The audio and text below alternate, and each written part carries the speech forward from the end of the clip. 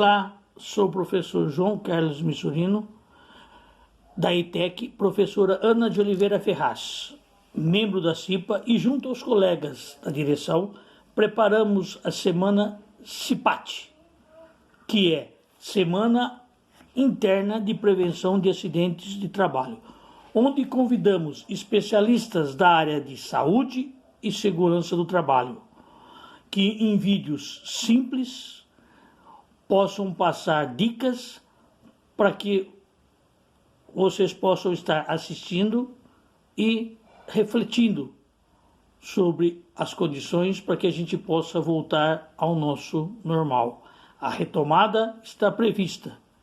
Vamos todos nos prepararmos de uma forma segura e pensando nem só em nós, mas em sim nos nossos familiares, nas pessoas próximas, em todo o procedimento que nós temos que seguir para a nova retorno, tá?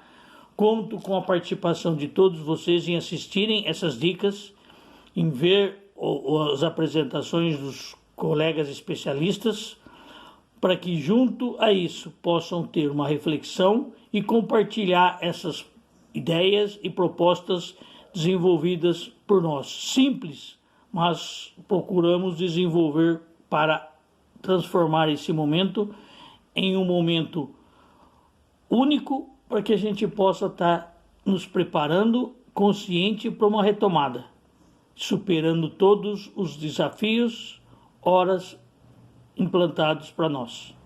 Agradeço a colaboração das pessoas, dos especialistas que nos fizeram os vídeos, dos colegas da diretoria e membros da CIPA que participaram também, e a vocês que vão assistir esse vídeo. Reflitam, pensem e vamos nos prevenir, porque através da prevenção nós temos a nossa vida mais saudável e uma qualidade de vida melhor. Agradeço a todos e bom semana da CIPA para vocês. Até mais. Olá, pessoal. Estou aqui hoje com vocês para falar do protocolo sanitário e para relembrar com vocês alguns procedimentos que precisam ser realizados no nosso dia a dia para manter afastado de nós o vírus do Covid. Então, para manter esse vírus longe de nós, 3 atitudes precisam ser tomadas: o distanciamento social, o uso de máscaras e a higienização de nossas mãos, sempre que necessária, ou o uso do álcool 70%, se a higienização com água e sabão for impossível no momento. Para que essas medidas sejam realmente utilizadas, precisamos compreender que a transmissão do vírus se dá predominantemente por meio de gotículas contaminadas de secreção da orofaringe de uma pessoa infectada para uma pessoa livre da infecção.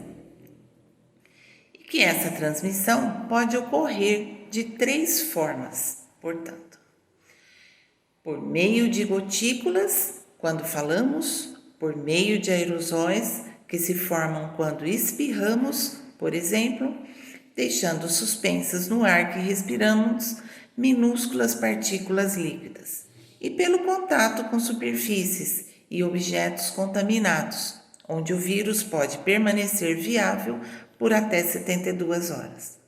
Além de todas essas formas de transmissão, precisamos compreender também que a transmissão do vírus é agravada devido às pessoas sem sintomas ou com sintomas leves que poderem, transmitir a doença. Então, por ter se tornado uma pandemia, a infecção pelo Covid, pesquisadores e gestores, têm sido desafiados a encontrar medidas de saúde pública que evitem o colapso dos sistemas de saúde, diminuindo as internações e reduzindo os óbitos. Em vista desta necessidade, então, muitos países implementaram uma série de intervenções para reduzir a transmissão do vírus e frear a rápida evolução da pandemia, tais como o isolamento de casos, o incentivo à higienização das mãos, o uso de máscaras faciais caseiras e medidas progressivas de distanciamento social. No caso do distanciamento social, as medidas tomadas têm como objetivo reduzir as interações de pessoas em uma comunidade, que pode incluir pessoas infectadas ainda não identificadas e, portanto, não isoladas. E deve ser feito respeitando-se a distância de 2 metros entre as pessoas, ok? Para tanto, foram realizados o fechamento de escolas e universidades, a proibição de eventos de massa e de aglomerações, a restrição de viagens e transportes públicos e, mais drasticamente, a conscientização da população para que permaneça em casa até a completa proibição da circulação nas ruas, exceto para a compra de alimentos e medicamentos ou a busca de assistência à saúde. É o lockdown, né? Os achados sugerem que o distanciamento social adotado pela população é efetivo, especialmente quando combinado ao isolamento de casos e à quarentena dos contatos. E é o que estamos comprovando aqui em Araraquara. O uso de máscaras é outra medida do protocolo sanitário, que passou a fazer parte da rotina da população brasileira há cerca de 1 ano, quando os primeiros casos de Covid-19 foram diagnosticados no Brasil. Fundamental para evitar a proliferação do coronavírus, esse item de proteção individual continua sendo indispensável diante do aumento de casos da doença no país. Cada vez mais populares, as máscaras de tecido se tornaram parte do vestuário de muitas pessoas. Mas é preciso utilizar o modelo adequado para garantir a proteção contra o coronavírus. De acordo com a Anvisa, o item deve ser produzido nas medidas corretas para cobrir totalmente o nariz e a boca, sem deixar espaços nas laterais. A Anvisa também recomenda evitar tecidos que possam irritar a pele, como poliéster puro e outros sintéticos. O ideal, portanto, é dar preferência às máscaras com algodão na sua composição e possuir as máscaras 3 camadas de tecido e que pelo menos o tecido externo seja feito com material mais impermeável. Na realidade, a melhor máscara para a gente usar é aquela com a qual a gente se sente confortável. Não importa que seja somente bonita, mas sim confortável e que cubra nariz e boca. Vale ressaltar que as máscaras não são 100% eficazes. Elas não bloqueiam a entrada do vírus no corpo, mas dificultam em até 70% a carga de vírus que uma pessoa poderia pegar se não estivesse usando nada. Essa medida deve ser seguida à risca por todos e principalmente se você estiver no grupo de risco. Idosos, hipertensos, diabéticos, cardíacos ou quem possui doenças respiratórias. Ou se mora com alguém com o coronavírus ou se está também resfriado ou gripado. Além das máscaras produzidas com tecido, existem ainda as máscaras do tipo N95 e as máscaras cirúrgicas, ambas indicadas para uso em ambiente hospitalar. A N95, por exemplo, é recomendada principalmente para profissionais da saúde que vão realizar procedimentos que têm um risco maior de geração de aerosóis, que é a suspensão de partículas sólidas ou líquidas no ar que respiramos. O Ministério da Saúde e a Organização Mundial de Saúde recomendam para ambientes não hospitalares não existe a indicação para o uso dessas máscaras que eu acabei de falar, a cirúrgica e a N95. Segundo pesquisa publicada pela revista The Lancet, no início de junho de 2020, o risco de infecção ou transmissão ao usar a máscara é de 3% apenas. E sem a máscara, esse índice sobe para 17%. É importante lembrar que a máscara não pode ser removida para falar, ou usada na testa ou no pescoço, por exemplo, e que a sua troca deve ser feita após 3 horas de uso, ou quando ela estiver dificultando a sua respiração, ou estiver suja, ou danificada, ou úmida. A questão da umidade é que quando a gente fala, o tecido da máscara vai se umidificando, né?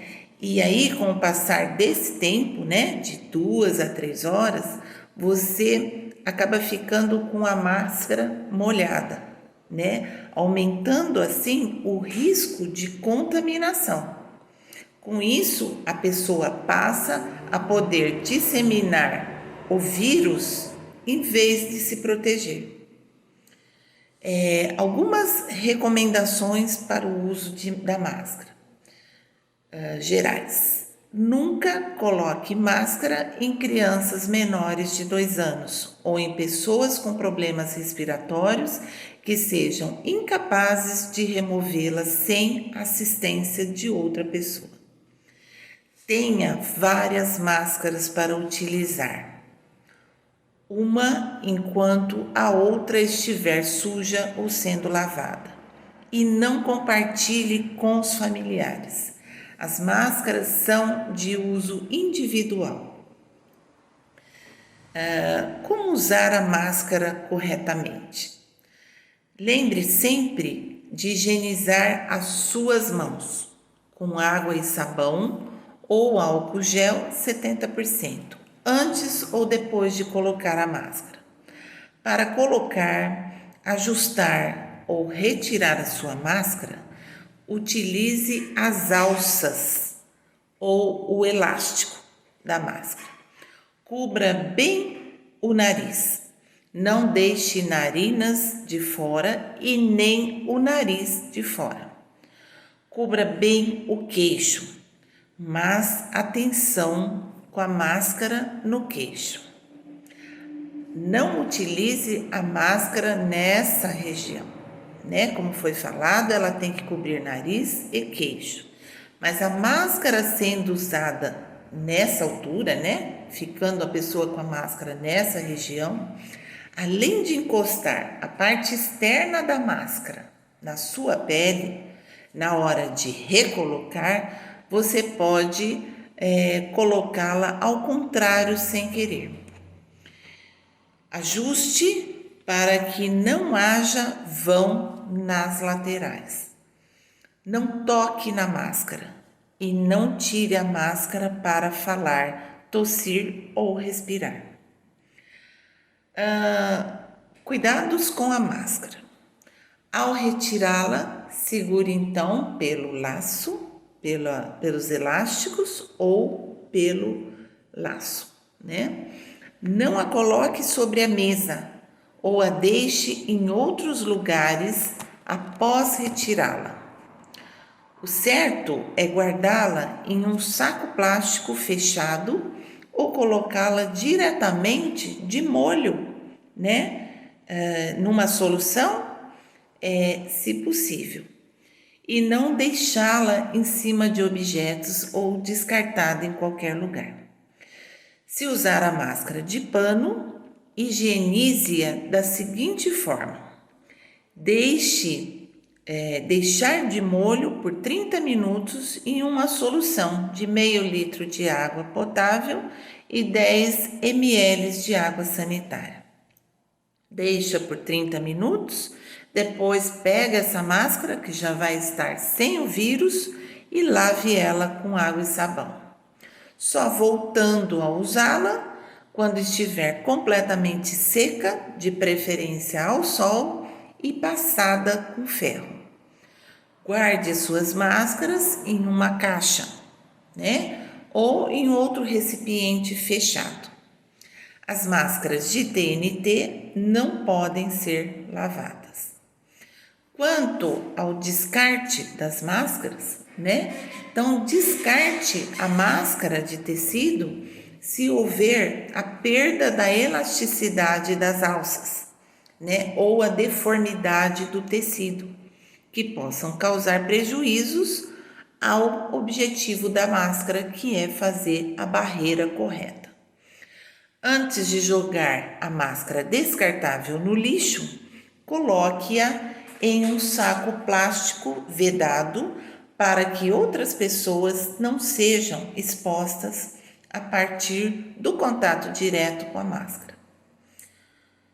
Uma prevenção complementar. Os cuidados não podem ser esquecidos em meio à vacinação contra o Covid em curso no Brasil.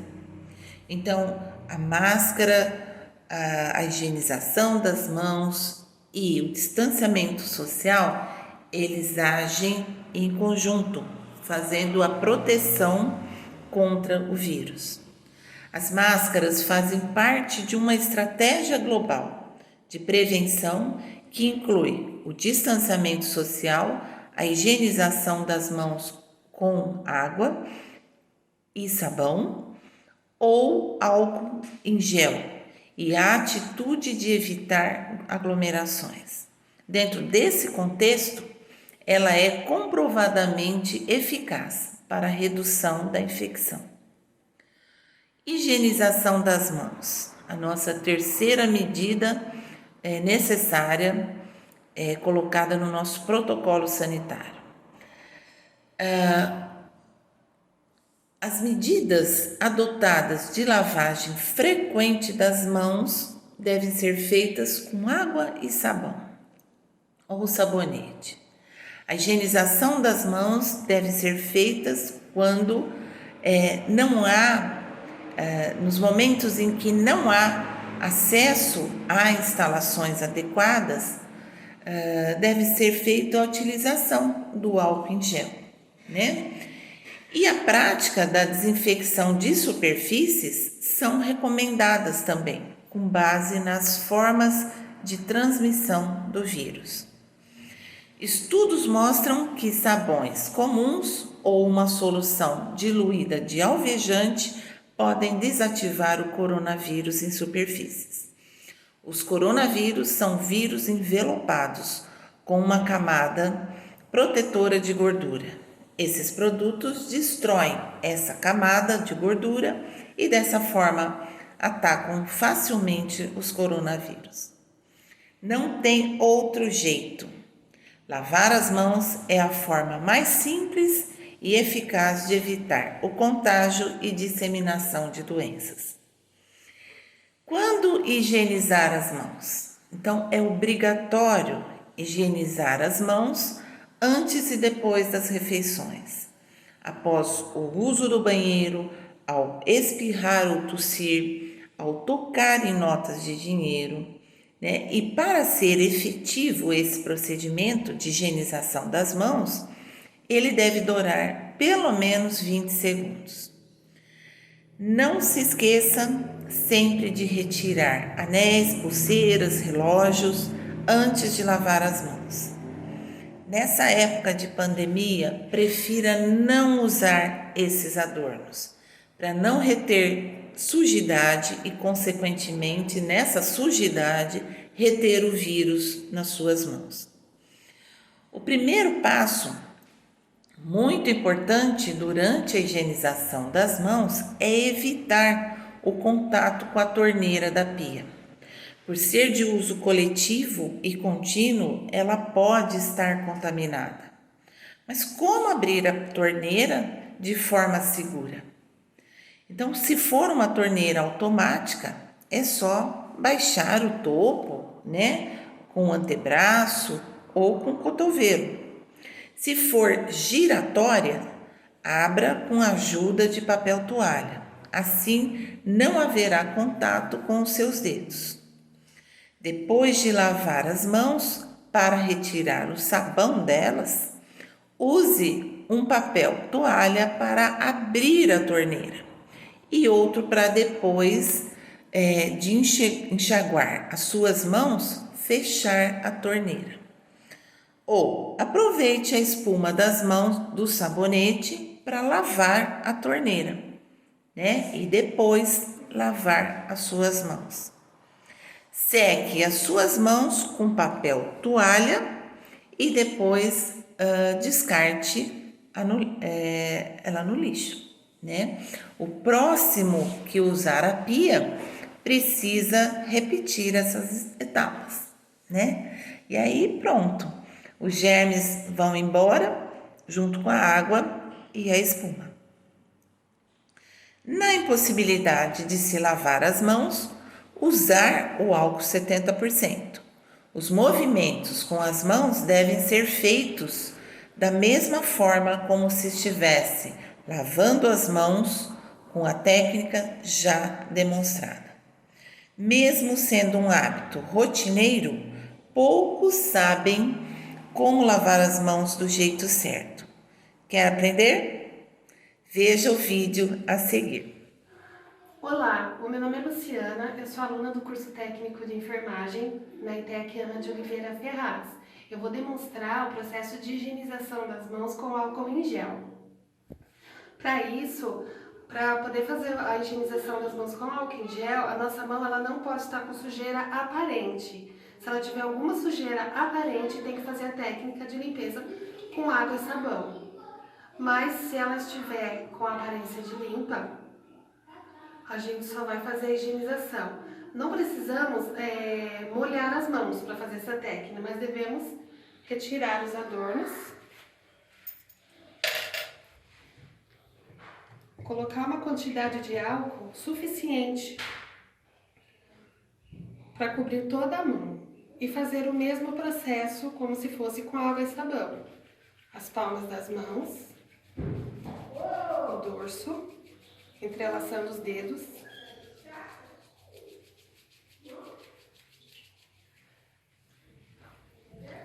as pontas dos dedos e das mãos, polegares, de 6 a 10 vezes cada movimento. A mão em forma de concha para limpar as unhas e a polpa do dedo. Movimentos circulares. E os punhos. Não é necessário enxaguar, pois a gente não usou água.